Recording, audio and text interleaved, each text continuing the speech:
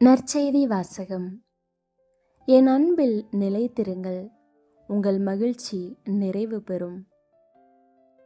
யோவான் எழுதிய தூய நற்செய்தியிலிருந்த வாசகம் 15வது அதிகாரம் 9-11 முடிய உள்ள இறைவார்த்தைகள். அக்காலத்தில் இயேசு தம் சீடரை நோக்கி கூறியது: என் தந்தை என் மீது அன்பு கொண்டுள்ளது போல நானும் உங்கள் மீது அன்பு கொண்டுள்ளேன். என் அன்பில் நிலைத்திருங்கள்.